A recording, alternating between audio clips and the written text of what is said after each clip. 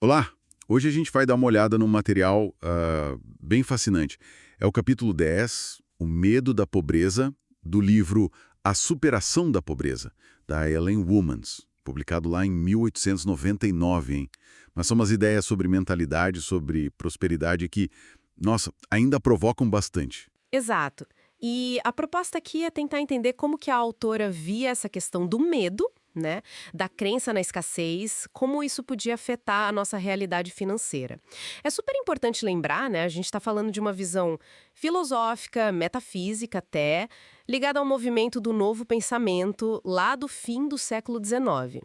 Isso não substitui de jeito nenhum um aconselhamento financeiro, profissional ou tratamento médico. É bom deixar claro. Vamos analisar o argumento dela. Perfeito. Então, vamos lá. O ponto central dela. A Wilmans começa contando uma história dela mesma. Ela deu um desconto para uma amiga que estava fazendo um tratamento com ela. Parece um gesto legal, né? Generoso. Mas ela sentiu que errou, que estava errando feio. Por que isso? Então, a lógica dela é bem particular. Para Wilmans, dinheiro significava liberdade. E ela acreditava piamente numa grande lei da opulência. Pensa nisso como, tipo, uma lei universal de abundância, sabe? Sempre presente, inabalável. E aí, ao dar o desconto, ela sentiu que estava, na verdade, cedendo ao medo da pobreza. Estava tratando a escassez como algo real, poderoso. Isso para ela era ir contra essa lei da opulência. Era como se ela estivesse comprometendo um princípio básico em que acreditava. Entendi. Quer dizer, para ela, só o fato de reconhecer a dificuldade financeira da amiga, mesmo que fosse por compaixão, já era um jeito de validar a pobreza, de dar poder para ela. E isso tem a ver com o jeito que ela tratava a saúde também, né? Precisamente. O método de cura dela era baseado nisso, em se recusar a aceitar a doença como a realidade final. Focava na ideia de que tudo é vida. E ela aplicava essa mesmíssima lógica para a pobreza. Não era uma falta de dinheiro objetiva, sabe? Era mais como uma doença da mente. Uma crença limitante baseada em não conhecer essa tal lei da abundância. Para Wilmans, se você acredita na pobreza, você acaba manifestando ela. Porque a gente é o espelho daquilo que acredita. Nossa, e aqui a coisa fica ainda mais contraintuitiva, eu diria.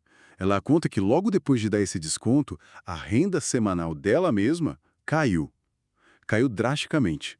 Ela viu uma ligação direta nisso. Sim, sim. Ela interpretou essa queda como resultado direto de ter, tipo, traído a própria fé na abundância. Ela até sugere que se tivesse mantido o preço original, sabe, firme na lei da opulência, isso ativaria o que ela chama de forças ocultas, que é um conceito bem comum nesse pensamento mais esotérico da época, né?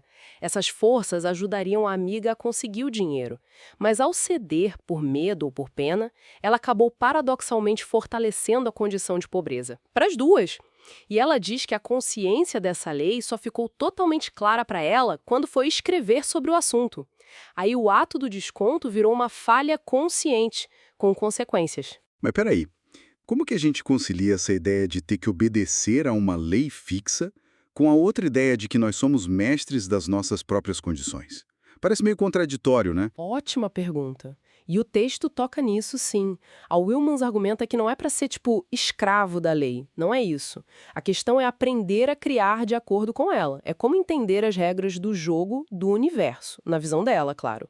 Quando a gente ignora essas regras, ela chama isso de operar no plano inconsciente.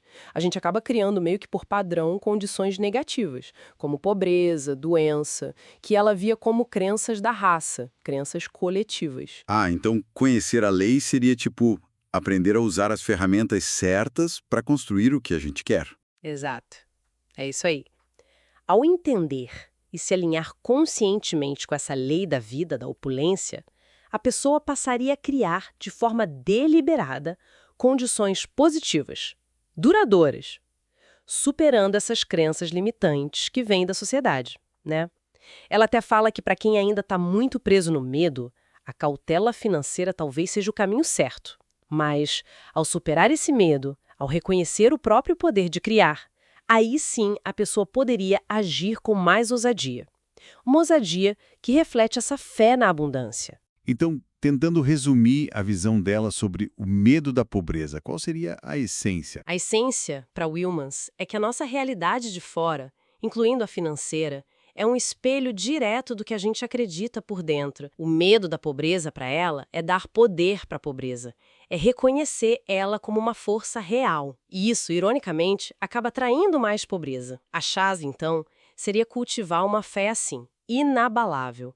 Na opulência, na abundância universal, como um princípio ativo, e se recusar a alimentar mentalmente a ideia de escassez. É uma perspectiva bem radical mesmo, ainda mais para 1899, sobre essa conexão mente-dinheiro. Deixa a gente pensando, né? Até que ponto será que as histórias que a gente conta para nós mesmos sobre ter ou não ter o suficiente podem de fato moldar nossas ações, nossos resultados financeiros hoje em dia? E talvez mesmo sem comprar toda a parte metafísica da coisa, como que essa análise dela sobre o medo da pobreza pode cutucar a gente a examinar nossas próprias ansiedades, nossos pressupostos sobre dinheiro, sobre segurança econômica? É algo para refletir, com certeza.